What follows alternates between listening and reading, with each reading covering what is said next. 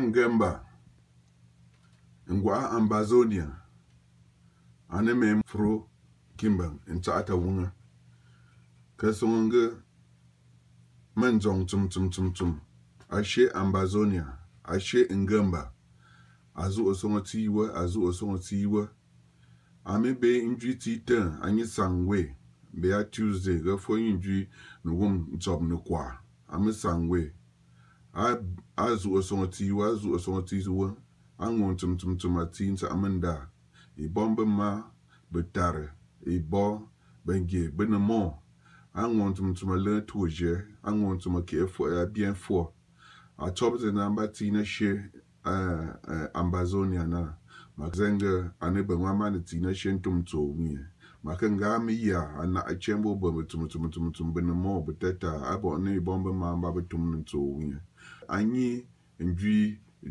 titan ame sangwene genjimbu ngontum for bien abugna kintin sa amenda songombo gang top 10 gebugna tin to we mo ye brothers and sisters in Ambazonia, all over Ambazonia.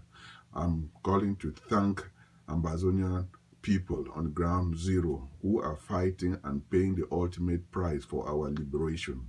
Beginning Tuesday, February 5th, and I'm calling in support of the total shutdown to send a powerful message to the colonizer, La République, that we are resolute and united and determined in our struggle for liberation. Brothers, let no one get out. Let us respect the shutdown beginning February 5th to February 14th. I know that it is very difficult. It is easy for me to send this message, and I know that you have paid the ultimate price for our liberation. This is not time for us to turn back. Brothers and sisters, I admire your courage. People on ground zero, they are the ones that we need to glorify, that we need to respect, that we need to pray for their liberation, their ultimate sacrifice. The world is watching. We are united and determined to be free. Thank God, we shall be free.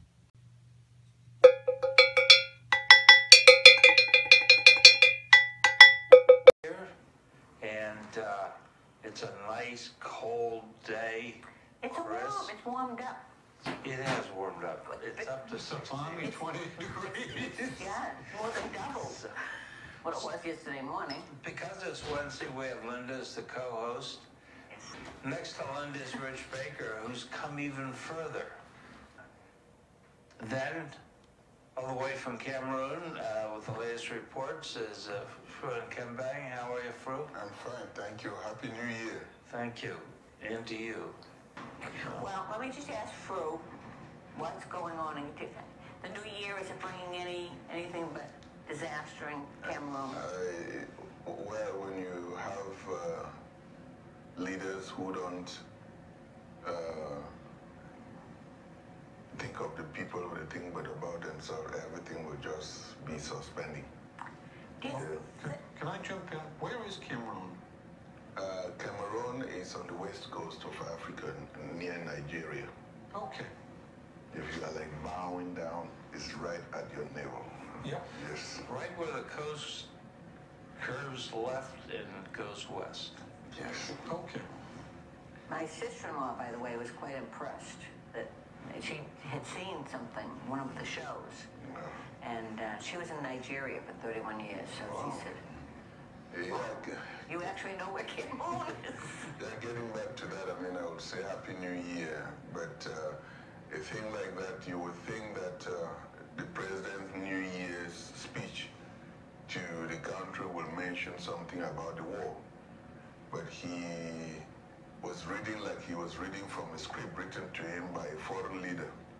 He went everywhere talking about the Iraq war, talking about Syria, talking about South Sudan, talking about the problems between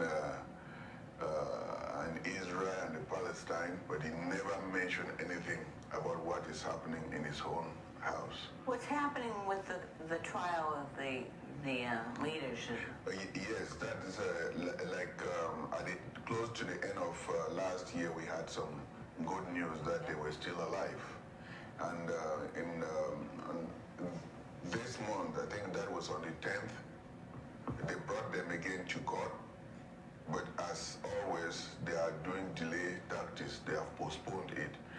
But what I think this week, one of the renowned human rights lawyer in Nigeria sued the Nigerian government for illegally repatriating the asylees in Nigeria, because when they file for asylum means their lives are in danger. Absolutely. Well, they are. Yes. So when in Cameroon in the court, when the 11th accused appeared in court, they said they are not from the Republic of Cameroon, that they are not citizens of the Republic of Cameroon. They are citizens of the Republic of Southern Cameroon, because these were two states. Oh, right. So in which case, Republic of Cameroon doesn't have any jurisdiction over them. Okay. And now they're suing Nigeria for actually extraditing them to a foreign country that their lives were now in jeopardy. So, but the thing is, the international community, as always, they are very eloquent in their silence. And you would realize that most multi-national corporations in England and in France, they are busy signing deals with the president.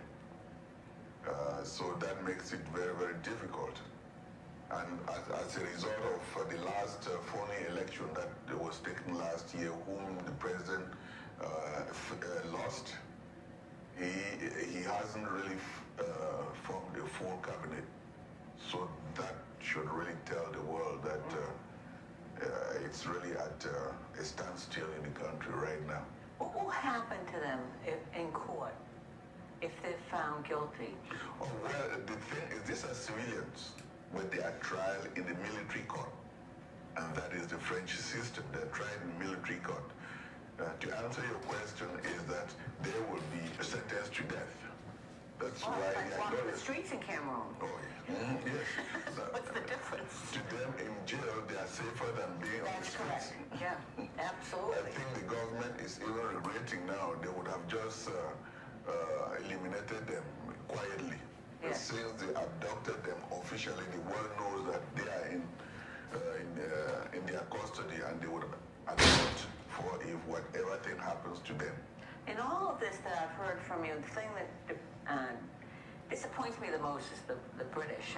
I understand the French, and they're trying to take over because Southern Cameroon has a lot of the resources, but the Brits just have not stepped up at all. Is it because they have too much going on in Africa?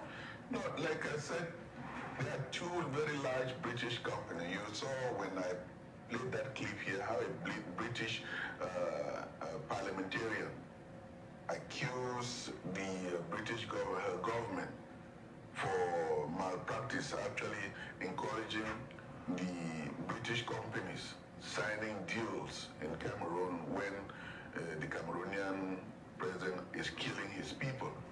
And that was really, really atrocious. So the British companies are signing deals with these guys. So that is why I say that the governments of France and Britain, they are very eloquent in their silence, because they know what they are getting. Well, the whole UN. The whole UN is silent. So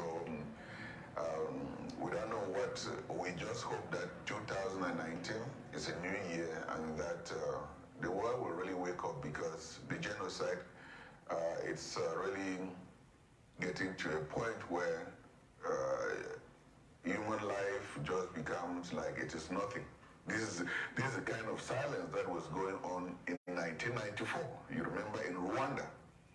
Yeah. And Rwanda was, the French was in Rwanda, and when it started, it was hit, and we quite recall very well when it became a human tragedy and genocide. Bodies were floating in rivers, and President Clinton went on the air and said that it will never, ever happen again. So the question you ask yourself is, do the resources underneath the area matter most than the lives that are in that area?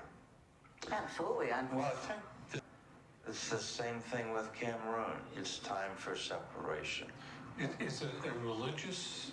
What are the issues? What are the two groups? I'm sorry, I'm not up on my. Oh, I want to jump right in here. It's the good Anglo-Saxons in the south and those terrible Frenchies up north. Two different But the resources are in the south. political philosophies. Yes. Okay. And so the French have just rolled over, taken over the government. And I'm sorry. I mean, be happy we don't have videos today, because it's all burned bodies. It's really, I mean, they have proof every time we're on. I mean, that's why we get so many viewers. It goes international, and he actually shows the videos of the military just killing women and children and Burning them alive. But Rachel, you answer a very good question, because there are many people who, when they tune on this program, they really want to know exactly what is going on, because they may have missed other episodes. Just in a nutshell, unlike any other crisis anywhere in the world, these were two independent countries. The English part of Cameroon was the first democratically government in Africa in 1956. Okay. They had two prime ministers. They conducted multi-party system, and then they went to elections. They voted the prime minister. The next time the prime minister lost, power changed hands peacefully. That way, when they were under the British, because initially Cameroon was one Cameroon in 1919, when the Germans lost Cameroon.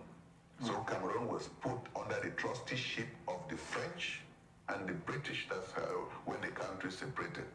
Okay. So now in 1960, at the UN, there was a vote for the English Cameroon to have its independence. Since they already have their own government, they have their own land demarcation, the national borders. The United States voted alongside 64 other countries for its independence. Okay. But then, since it was considered it was too small, and Britain did not really think that it was valuable enough for it to stand by it, if you were to consider that part of the country now, it is bigger than 94 countries in the world. It's bigger than Kuwait, it's bigger than Switzerland, it's bigger than most countries, 94 countries.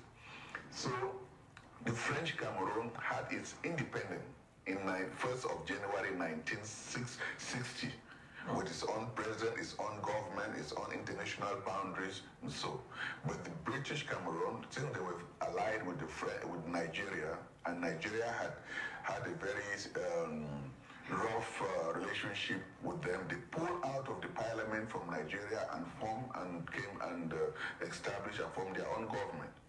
So in 1st of October 1960, Nigeria got its independence. Then on 1st of October 1961, Southern Cameroon was supposed to have its own independence. But there were only two options. Either you get your independence by joining the Republic of Cameroon, which was the French Cameroon, which was already independent, or you get your independence by joining the Republic of Nigeria, which is also an English speaking country. So based on the fact that we had a very rough relationship in Nigeria, we chose to have our independence by joining the Republic of Cameroon to form two federal states. That's French Cameroon, which was called then East Cameroon, or the Republic of Cameroon, and Southern Cameroon, which was called West Cameroon. Unbeknown to everybody, the Federated States will never was no official constitution signed to cement this relationship up till today.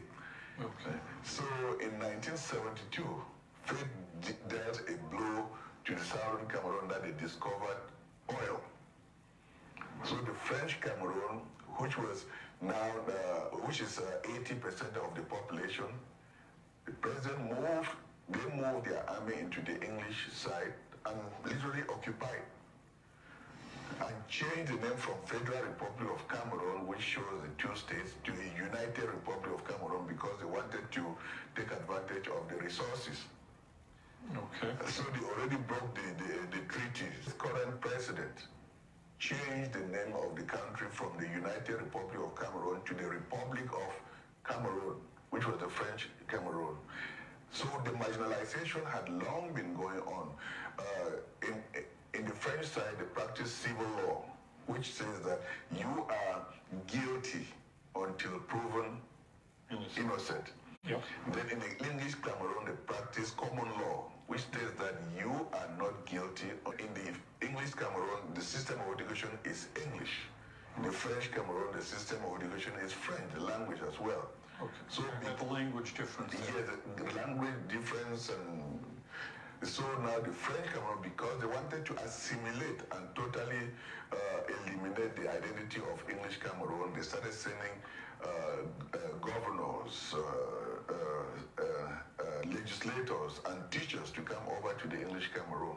So the English Cameroonians, in 2016, the lawyers and the judges said, no, we practice common law. This cannot be possible. They just asked for simple dialogue so that they can make the system convenient for both parties and even the teachers as well.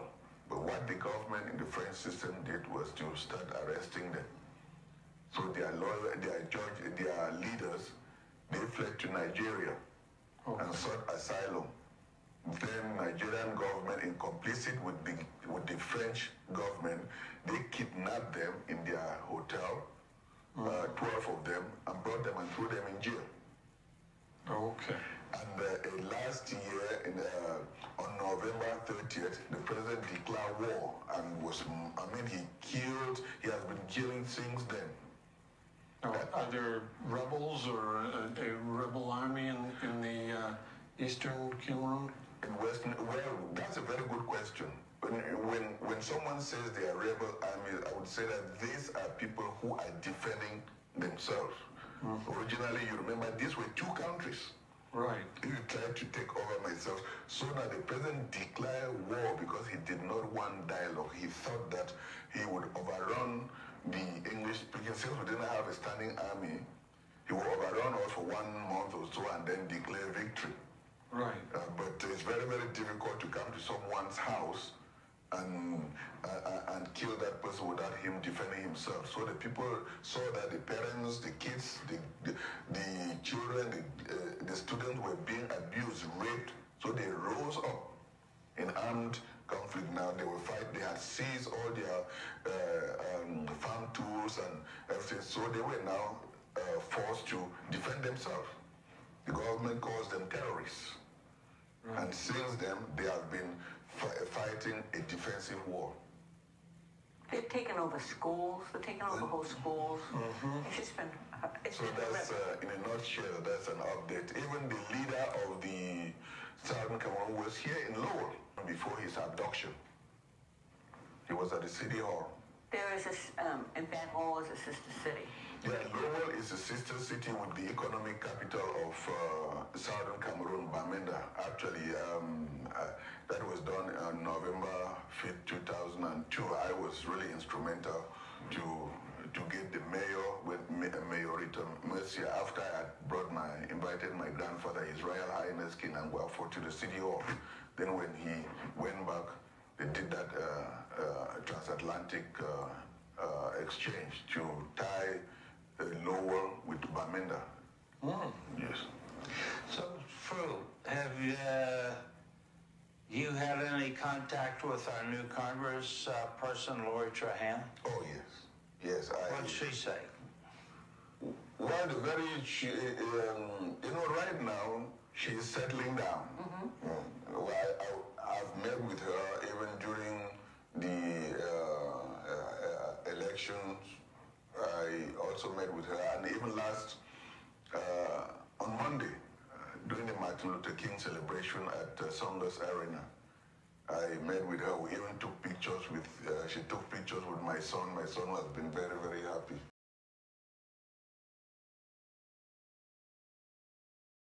So to say that I've put the issue about Cameroon to her, I wanted her to settle down and enjoy, understand the ropes in Congress before I start piling, giving her a headache. I'm not doing much at the moment. But I haven't heard much talk about Sudan or what's going on in Cameroon. But all of which are places where people are dying and but you know, with that, it would not surprise everyone. They always consider Africa the dead continent. Most of the West media do not want to talk about Africa, and the reason is clear, because that's where the raw materials come from. So it's more or less like you want to be biting the fingers that fit you. That is their resources, that is their backyard, that is their farm. So whatever goes there, if it can really, news, the most important thing is news. What can really change things are the population, not the leaders. I always say that the power of the people is more important than the people in power. When the people are well sensitized, they can now mobilize and put pressure on those in power to act. But if the people are misinformed, less informed, you will now see that the people in power will be more important than the power of the people. Well, you've certainly been a big advocate for them. You've brought it to light. I mean, now, I'm just always amazed every time you come in and we ask the same questions. Has the UN done anything? No. Have the Brits done anything? No. It's just, it's discouraging. I'd give the Brits a pass because they're in the middle of Brexit, and they've made a hash of that operation. Yes, they have. The Prime Minister's plan was voted down, and I don't think she'll last much past. Next to me is Fuan Kembang, who's here to help educate us a little bit about Africa. He's got insights the rest of us don't have, which we found out talking about Chad. And our co-host, the beautiful, gracious Linda Bound. Oh. And well, I wasn't, but I went to Northern Essex and then I went to Riviera, and I could afford to put myself through college by working. No student can do that now. Oh, you went to Riviera? Yeah. That's my school too. Ah, see? Yes, I did my graduate school studies at Riviera. Lots of fun, yeah. so I'd like to take a break here and ask Fru. Fru, are you about to run out of the building? Oh, yeah. To go earn money? Yeah, within the next 10 minutes. No, okay. I want to give you a chance to sum up, and then we'll take a break and to play musical chairs. But give us a quick sum up on Cameroon and what's happening this year, do we know? Well, thank you very much. I was just listening to our discussion about Brexit. And I was saying that if Southern Cameroon is a colony of the British government, and if British government are breaking out of Europe, then they should think twice again to see what's happening with Southern Cameroon, because this was an independent country, and the whole world should also know that. What is happening in Cameroon now, what we are really pleading is the international community, even though they will not hear that the genocide in Cameroon has really gone beyond a crisis level, and people are dying by the hour. And I also would like to use this opportunity to call on my fellow Southern Cameroonians, mostly those in the diaspora, for us to unite, and because we have the tendency of spewing out invectives against accusing one another. If you don't have anything positive that you can say that can uplift people and inspire people to do good things to enhance the lives of those who are on the ground, you better keep your mouth shut. That goes over here too. Because the thing is, most of us are hiding out of the country in countries that the people have spent so much lives and to fight for the freedom and the peace that we enjoy.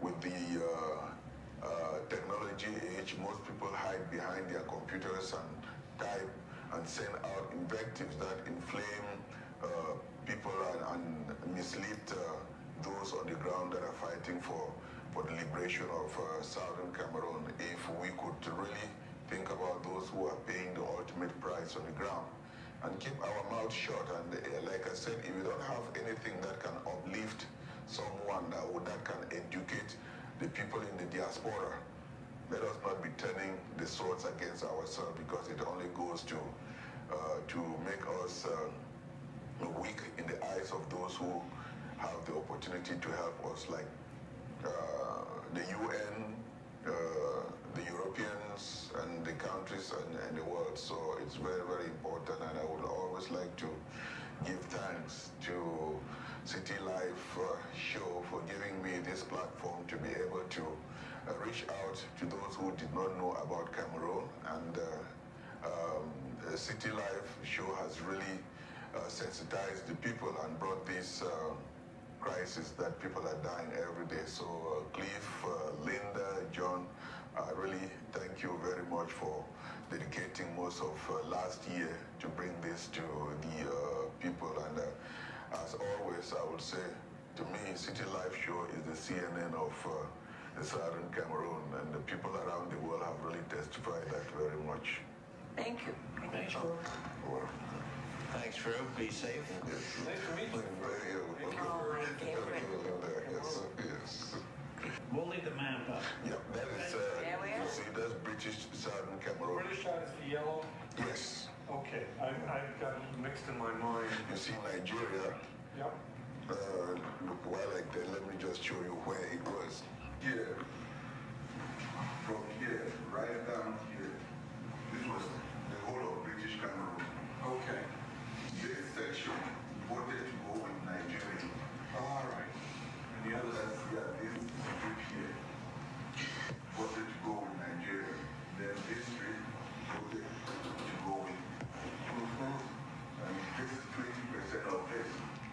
But 70% of the GDP Okay. comes from here.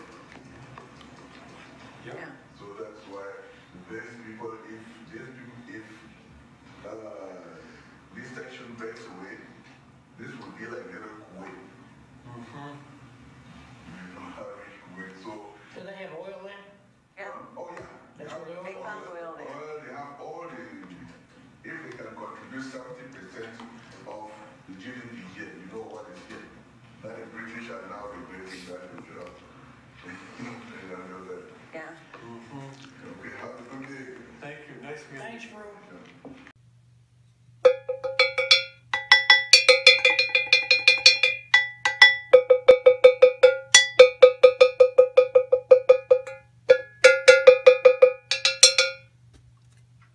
Ngwa Ngemba, Ngwa Ambazonia, anem fro Kimbang in Tata Wunga.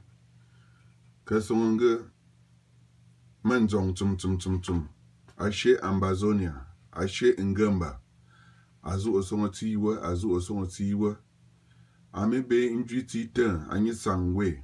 Be a Tuesday, go for injui no wum job no kwa. Ame sangwe. Azu osongo tiwa. Angon tum atin sa amanda. E bombe ma betare. E bo bengi benemo. Angon tum le toje. Angon tum ke bien fort. A top de namba tina she Ambazonia na Makzenga anebe mwamane tina shentum tsowi. Makenga mi ya ana achembo bombe tum bene mo beteta abo ne bombe mamba betum tsowi. Anyi njui tita ame sangwene genjim ngon tum fo bien. Abugna kintin sa menda songombo gang top tenge bugna tin to we mo ye. Brothers and sisters in Ambazonia, all over Ambazonia, I'm calling to thank Ambazonian people on ground zero who are fighting and paying the ultimate price for our liberation. Beginning Tuesday, February 5th, we are calling and I'm calling in support of the total shutdown to send a powerful message to the colonizer, La République, that we are resolute and united and determined in our struggle for liberation. Brothers, let no one get out. Let us respect the shutdown beginning February 5th to February 14th. I know that it is very difficult. It is easy for me to send this message, and I know that you have paid the ultimate price for our liberation. This is not time for us to turn back. Brothers and sisters, I admire your courage. People on ground zero, they are the ones that we need to glorify, that we need to respect, that we need to pray for their liberation, their ultimate sacrifice. The world is watching. We are united and determined to be free. Thank God we shall be free.